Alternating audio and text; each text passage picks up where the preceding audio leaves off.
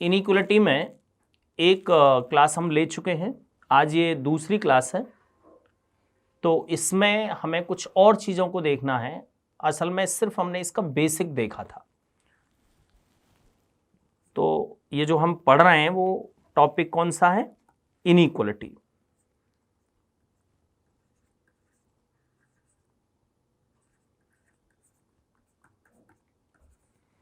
असमानता। तो इसमें दो तीन चीजें और देखनी है हमें। क्या क्या? एक तो हमें यह पता लग गया कि जब जब साइन अपोजिट होते हैं, यानी इस तरह से, मैंने आपको बताया कि ये दो पहलवान हैं, इन दोनों की ताकत बराबर है। अगर ये दोनों आमने सामने हो जाए तो कौन इनमें से जीतेगा ये पता नहीं लगता। यानी अगर इस तरह से आ रहे हैं तो कभी भी कोई भी निष्कर्ष नहीं निकलेगा। दूसरी दो चीजें और देखनी है बस हमें। क्या क्या? एक तो A is greater than B, B is greater than either equal C, C is equal to D and D is greater than E। मान लेते हैं इस तरह का एक स्टेटमेंट है। अब हमें यहां पर A और E के बारे में पता करना हो तो A और E, ठीक है, कितने पहलवान हैं इसके बीच में? 1 2 3 और 4। हम सब जानते हैं ये दोनों तुरंत आउट हो जाएंगे, बचे ये दो। अब मुझे ये बताइए कि क्या ये दोनों दुश्मन हैं? नहीं, ये दोनों तो सगे भाई हैं, एक ही परिवार के हैं। देखिए दोनों ए का फेवर कर रहे हैं, दोनों ए को बड़ा बता रहे हैं, यानी दोनों भाई हैं, इनमें कोई युद्ध नहीं होगा।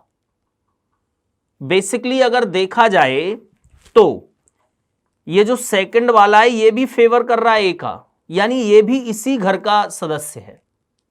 लेकिन होता क्या है, जो हम अभी तक ये कह रहे थे कि ये वाला आउट और ये वाला आउट, ये आउट नहीं हुए।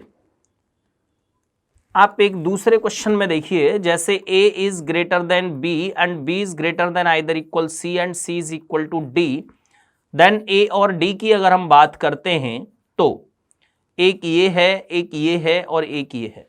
ये सब सगे भाई हैं, एक ही घर के हैं। तो हम जो ये कह रहे थे अभी तक कि ये वाला आउट और ये वाला आउट, नो, ये आउट नहीं हुए। इन्होंने तो वैसे ही सरेंडर कर दिया, वैसे ही साइड में हो गए कि बड़ा भाई अगर है साथ में तो हमें लड़ने की आवश्यकता नहीं है, या बड़े ने बोल दिया कि आप बैठो, मैं काफी हूं।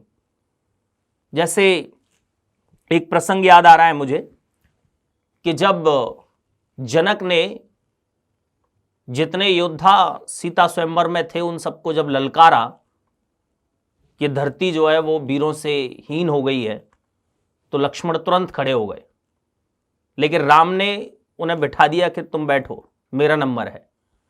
सेम एज ये दोनों को बिठा दिया गया और ये फाइट कर रहा है, ठीक है। तो एक परिवार के हैं ये, तो इसमें ये बड़ा वाला जो है वो विजयी होगा, ठीक है। सेम एज ये दोनों एक ही परिवार के हैं, एक ही परिवार के हैं, तो हम कह सकते हैं यहां पर A is greater then E, A बड़ा है E से, ठीक है। यानी अगर कोई भी साइन रिपीट होता है तो 100% वो सही होगा। जैसे A is greater than B and B is greater than C, then A is greater than C, ये पूरी तरह से सही होगा। Same A is less than B, then B is less than C, then A is less than C, ये बिल्कुल ठीक होगा। एंड आगे देखते हैं, A is greater than either equal B and B is greater than either equal C, तो A is greater than either equal C, यानी repetition होगा तो बिल्कुल सही होगा। A is less than either equal B and B is less than either equal C, then A is less than either equal C. Same, A is equal to B and B is equal to C, then A is equal to C किया जा सकता है। तो repetition जहां जहां होगा वहां आंख बंद करके आप उसको सही कर दीजिए, ठीक है। चलिए आगे बढ़ते हैं इसी में हम।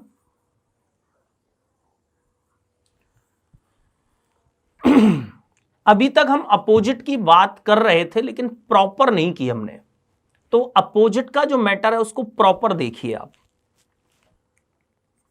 A is greater than B and B is equal to C and C is less than D, ठीक है।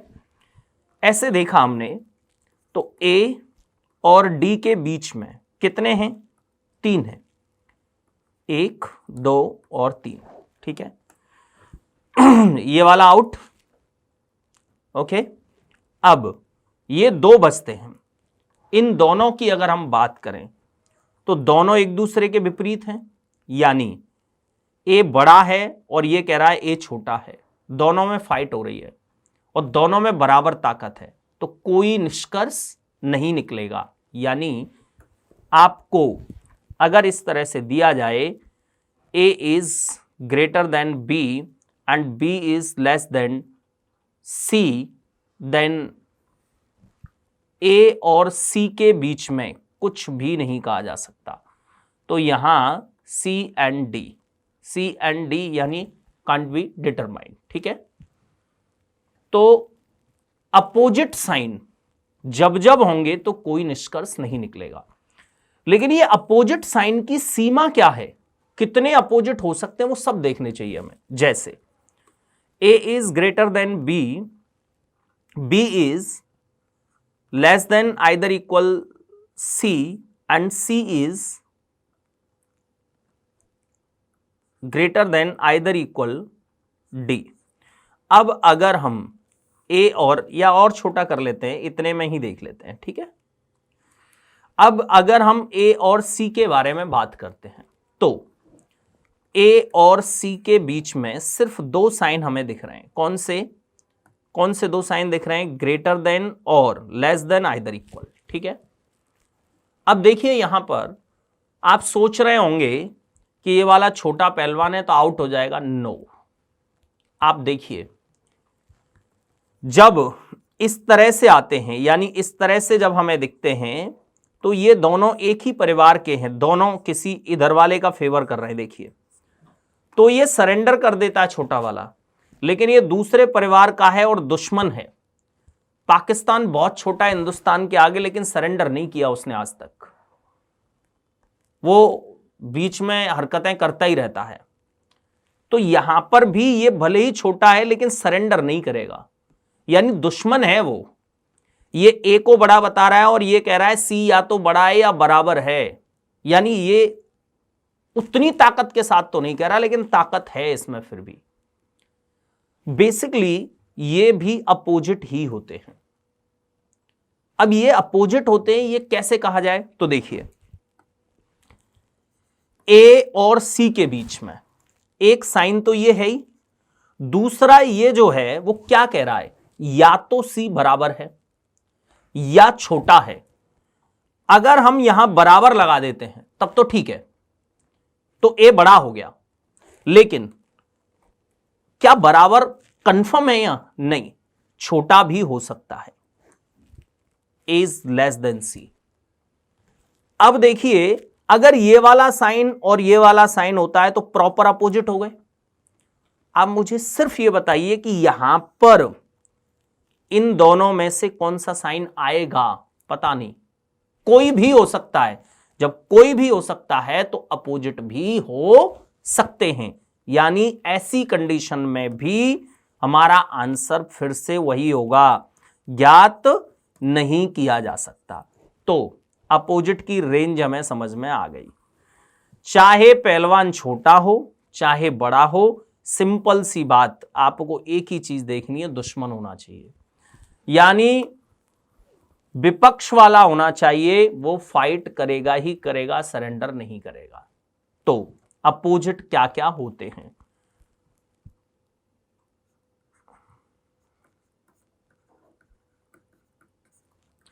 ज्ञात नहीं किया जा सकता।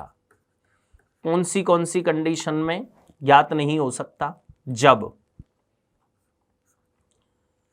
ऐसी कंडीशन हो, इस तरह की कंडीशन हो, इस तरह की कंडीशन हो, इस तरह की कंडीशन हो, इस तरह की कंडीशन हो, ऐसी कंडीशन हो, ऐसी कंडीशन हो और ऐसी कंडीशन हो। यानी इन सारी कंडीशंस में आपका आंसर हर बार क्या होगा? ज्ञात नहीं किया जा सकता। कुल मिलाकर अपोजिट होना चाहिए। तो जब जब अपोजिट दिखे आपको, चाहे अकेला चाहे किसी के साथ में, चाहे छोटा पहलवान चाहे बड़ा, बस अपोजिट हो, अपोजिट है तो कोई निष्कर्ष नहीं निकलेगा।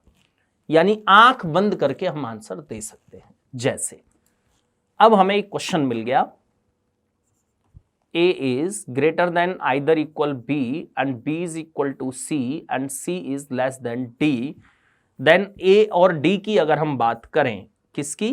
A और D की, तो 1 2 3,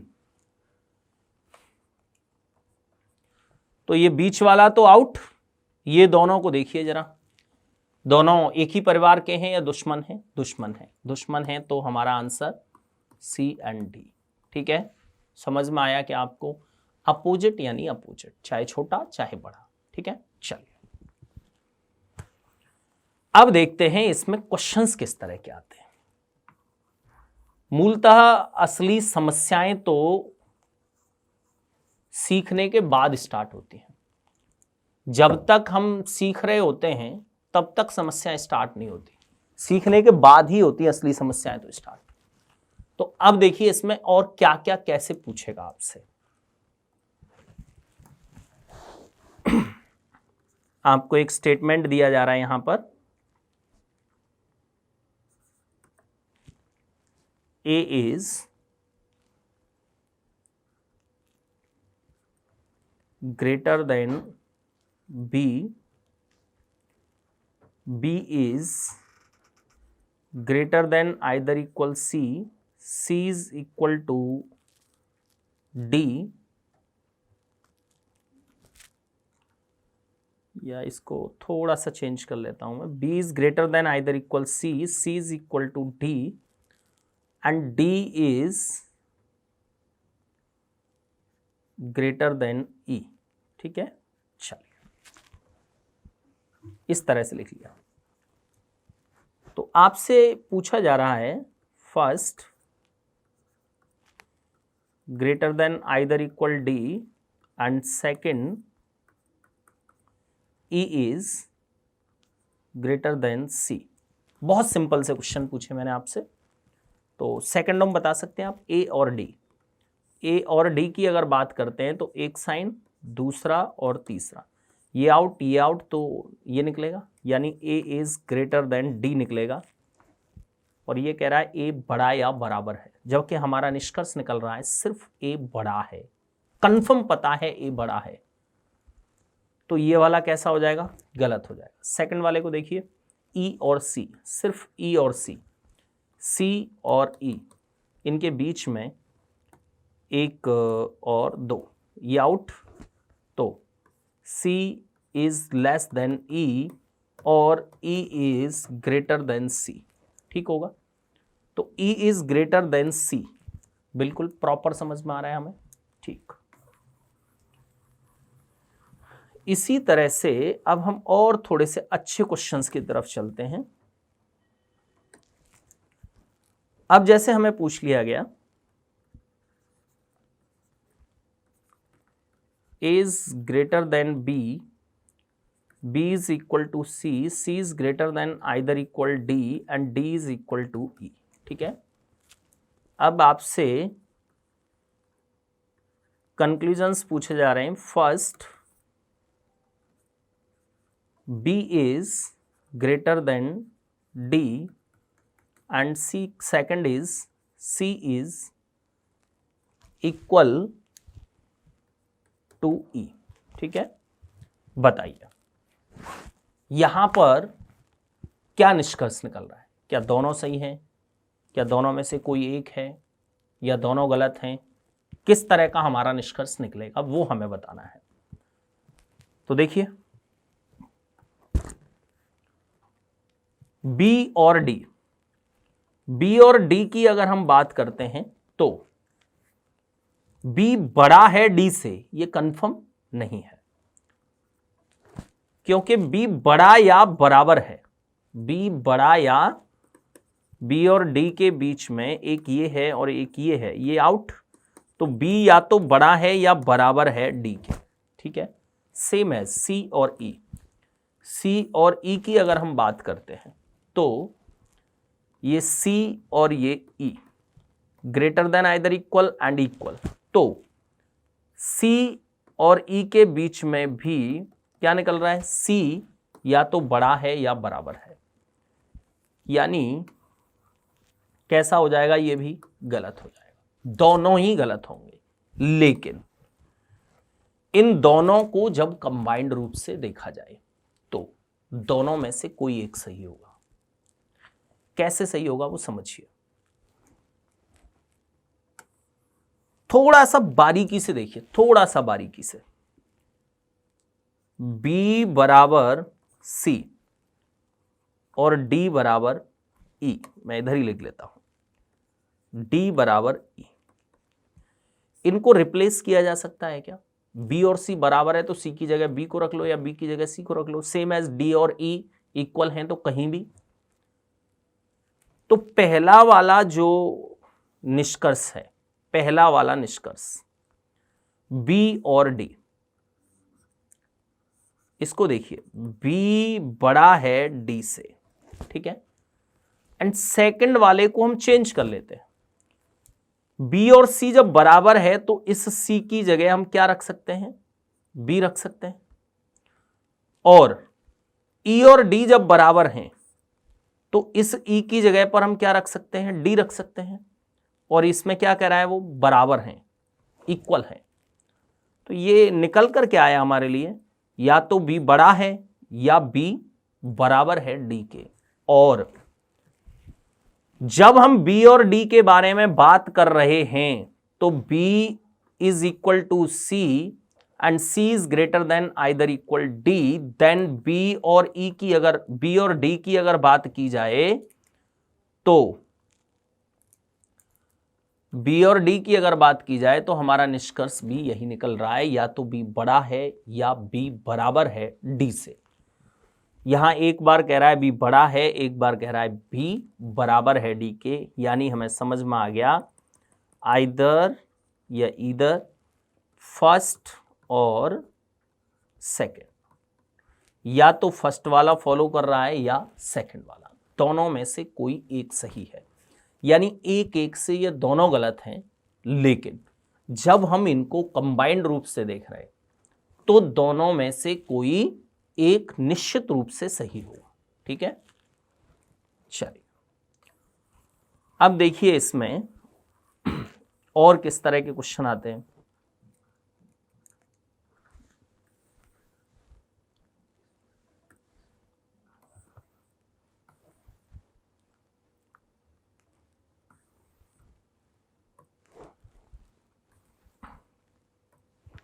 कभी कभी इसमें दो दो तीन तीन पार्ट में स्टेटमेंट दिए होते हैं, तो जो पार्ट्स में स्टेटमेंट आते हैं उनको मर्ज करना होता है, और मर्ज करने के बाद हम आंसर दे पाते हैं। और हमें ऐसा लगता है कि बहुत ज़्यादा टफ आते हैं, लेकिन मेरा ऐसा मानना है कि वो ज़्यादा टफ नहीं आते। जैसे पार्ट्स में आते हैं, आपको स्टेटमेंट सी दिए होंगे,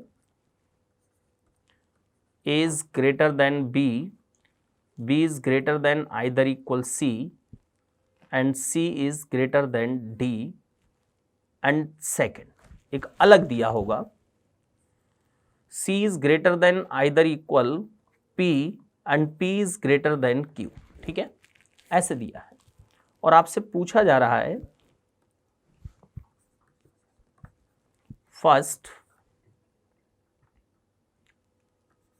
A is less than P and second is Q is greater than D, ऐसा हमसे पूछा जा रहा है। बताइए क्या निष्कर्ष होगा आपका। तो ये देखने में बहुत टफ लग रहा है कि देखिए A और P की बात कर रहा है, A इसमें है और P इधर है। ऐसे ही Q और D की बात कर रहा है, Q इधर है और D इधर है। तो पहले इनको मर्ज करना पड़ेगा। मर्ज कब हो सकते हैं? मर्ज का मतलब जैसे आप लोगों का कंपैरिजन आपके मामा जी के बच्चों के साथ होता होगा, कौन किससे छोटा कौन किससे बड़ा, इसकी डेट ऑफ बर्थ ही है उसकी डेट ऑफ बर्थ ही है। गांव से बिलोंग करते होंगे तो थोड़ा सा अलग तरह से होता होगा कि ये बोलना सीख गया था तब ये पैदा हुआ था, या ये पैदा हुआ था तब ये घुटने चलता था। डेट वेट नहीं पता होती है, लेकिन कंपैरिजन फिर भी होता है। और आप लोगों का कंपैरिजन आपकी बुआ जी के बच्चों के साथ भी होता है। तो आपको कॉमन मानते हुए बुआ जी के बच्चों का और मामा जी के बच्चों का भी कंपैरिजन किया जा सकता है कि मुझसे मेरी बुआ का बेटा बड़ा है कि मामा का बेटा बड़ा है। तो ऐसे ही यहां पर कॉमन क्या है? तो कॉमन की अगर हम बात करते हैं तो देखिए सी जो है वो पहले वाले स्टेटमेंट में भी है और दूसरे वाले स्टेटमेंट में भी है, यानी सी को सेंटर मानते हुए या सी को एक मीडिएटर मानते हुए दोनों को मर्ज कर सकते हैं। अब मर्ज भी हम कैसे करते हैं? जब जिसकी जरूरत हो। अननेसेसरी आप उसको मर्ज मत करिए, यानी अपना टाइम वेस्ट मत करिए बिल्कुल भी। तो देखिए कैसे मर्ज करेंगे। जैसे ए और पी के बारे में बात की जा रही है। किसके बारे में? ए और पी। तो ए और पी देखेंगे। A is greater than B and B is greater than either equal C. अब सी से आगे इधर पहले स्टेटमेंट में डी है। आप डी को बिल्कुल मत देखिए कि वो डी की जरूरत ही नहीं है, वो तो पी की बात कर रहा है। तो सी से आगे जो पी है उसको कनेक्ट कर दीजिए। C is greater than either equal P. समझ में आया क्या? C is greater than either equal P. तो ए और पी की बात करें तो ए और पी के बीच में कितने? 1 2 और 3, और हम सब जानते हैं ये दोनों आउट, यानी ए इज ग्रेटर देन पी। ये सही होगा तो ये वाला कैसा हो जाएगा? गलत हो जाएगा पूरी तरह से, क्योंकि ये कह रहा है ए छोटा है जबकि हमारा निष्कर्ष निकल रहा है ए बड़ा है। सेम है सेकंड वाले की बात करिए। क्यू और डी के बारे में बात कर रहा है तो क्यू इधर है सेकंड स्टेटमेंट में और डी उधर है। तो क्या करेंगे हम? ये सेकंड वाले को ले लेते हैं। C is greater than either equal P and P is greater than Q। अब देखिए ये यहां पर कह रहा है C बड़ा है D से। C बड़ा है यानी दो शीर्ष किसकी तरफ कर दिए? C की तरफ। किससे बड़ा है? D से। अब D और Q के बारे में बात करनी है आपको। ये D है और ये Q है। कितने साइन हैं? First second and third. ये आउट, तो ये दोनों कैसे? अपोजिट, यानी कोई भी निष्कर्ष नहीं निकलेगा। तो दोनों गलत हुए, लेकिन टाइम इसमें बहुत ज्यादा लग गया। आपको इतना टाइम लगाने की जरूरत ही नहीं थी। देखिए कैसे। इसमें वो बहुत साफ शब्दों में कह रहा है। क्या कह रहा है? ए बड़ा है। क्या कह रहा है? ए बड़ा है। किससे बड़ा है? सिर्फ बी से या सबसे? यस, वो सबसे बड़ा है। ए उन सब लोगों से बड़ा है या वहां तक बड़ा है जहां तक साइन इसका फेवर करेंगे। जहां तक साइन इसका फेवर करेंगे उनसे सबसे बड़ा है, और जहां से साइन अपोजिट में आ जाएंगे तो इस बंदे से ए बड़ा है या छोटा है ये पता नहीं लगेगा। यानी ए के बारे में अगर कुछ पता लग सकता है तो वो सिर्फ एक बात है, ए बड़ा है। तो यहां स्पष्ट कह रहा है ए बड़ा है, और हमसे पूछ क्या रहा है? क्या ए छोटा है? तो एक सेकंड में आंख बंद करके आप गलत कर दीजिए। मैं गारंटी दे सकता हूं स्टैम्प पेपर पर लिख के 5 क्वेश्चन आते हैं बैंक में, 5 में से 3 ऐसे होते हैं जिसमें स्टेटमेंट 2-2 3-3 पार्ट में, यानी 2-2 3-3 स्टेटमेंट दिए होते हैं सामान्य तौर पर लोग उनको मर्ज करने में लगे रहते हैं, जबकि वो मर्ज करने की जरूरत ही नहीं होती। ए बड़ा है ऐसा कह रहा है और हमसे पूछ रहा है क्या ए छोटा है? नो, छोटा हो सकता है किसी से, लेकिन है नहीं, कंफर्म नहीं है। ठीक है, सेम एज देखिए क्यू कैसा है? क्यू कैसा है? छोटा। और ये क्या कह रहा है? क्यू बड़ा है। तो कैसा हो जाएगा? गलत। यानी आंख बंद करके इसको सॉल्व किया जा सकता है। और मैंने आपको डेटा बताया 5 में से 3 यानी 60% क्वेश्चन ऐसे आते हैं। ठीक है, तो आप इसको नोट करिए प्रॉपर। अब इसमें जो क्वेश्चंस वगैरह देखने को मिलते हैं वो कुछ और टाइप होते हैं। जनरली जो इनइक्वालिटी के क्वेश्चन आते हैं वो इस तरह से आते हैं। इसमें थोड़ी सी हम प्रैक्टिस कर लें तो मुझे नहीं लगता कि इनइक्वालिटी का कोई क्वेश्चन छूटेगा।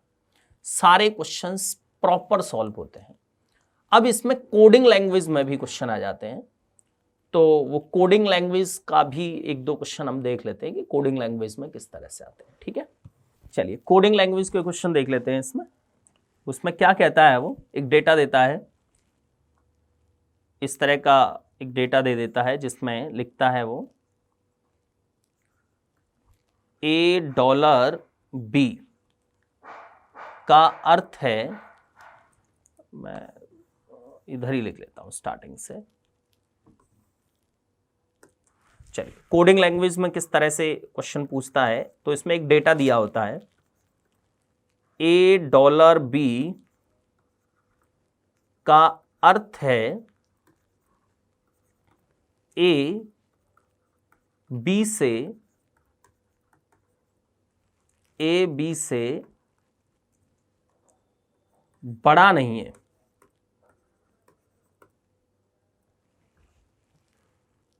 A B से बड़ा नहीं है। And second, A pound B का अर्थ है A B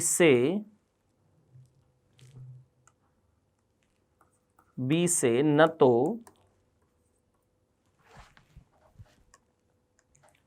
छोटा है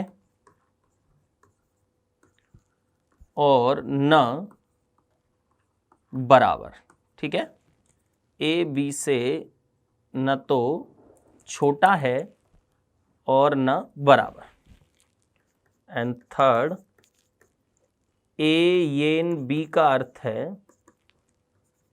A B से छोटा नहीं है। फोर्थ, A और रुपी B का अर्थ है A B से न तो बड़ा है और न बराबर। And fifth, A euro B का अर्थ है A B से न तो छोटा है और न बड़ा। इस तरह का डेटा हमें दिया जाता है। ठीक है, तो क्या कह रहा है ये हमसे? ये कह रहा है कि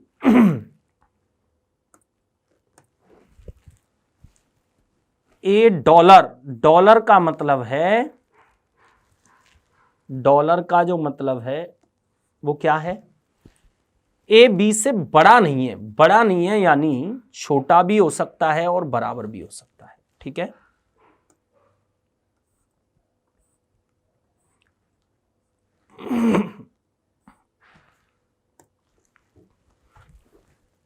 पाउंड का अर्थ है A B से न तो छोटा न बराबर। तो पाउंड का मतलब न छोटा न बराबर यानी बड़ा है। ठीक है, येन छोटा नहीं है। येन का मतलब छोटा नहीं है, तो बड़ा भी हो सकता है और बराबर भी हो सकता है। रुपए का मतलब न तो बड़ा न बराबर यानी छोटा है। रुपए का मतलब छोटा है। और यूरो का मतलब न तो छोटा न बड़ा, तो यूरो का मतलब न छोटा न बड़ा यानी हम कह सकते हैं कि ये जो है बराबर है, ठीक है, न छोटा न बड़ा। तो इस तरह से जब हमें डेटा दिया जाता है तो फिर यहां से कुछ क्वेश्चन भी पूछे जाते हैं। किस तरह से पूछता है वो क्वेश्चंस को, उन्हें देख लेते हैं। जैसे चलिए अब देखिए इसमें क्वेश्चन किस तरह से आता है। क्वेश्चन में आपको सबसे पहले स्टेटमेंट दिया गया और स्टेटमेंट में first $A comma B €C and C ₹D और सेम आपसे यहां कंक्लूजन पूछे गए। First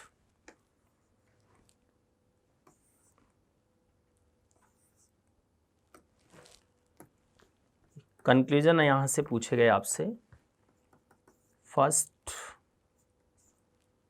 D pound B and second A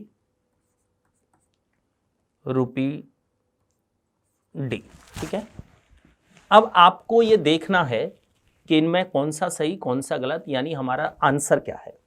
तो बड़ा सामान्य होता है, बहुत सिंपल होता है, सिर्फ थोड़ा सा काम बढ़ जाता है इसको चेंज करने का, कोडिंग लैंग्वेज से अपनी लैंग्वेज में चेंज करने का। चलिए चेंज कर लेते हैं, बहुत आसान है।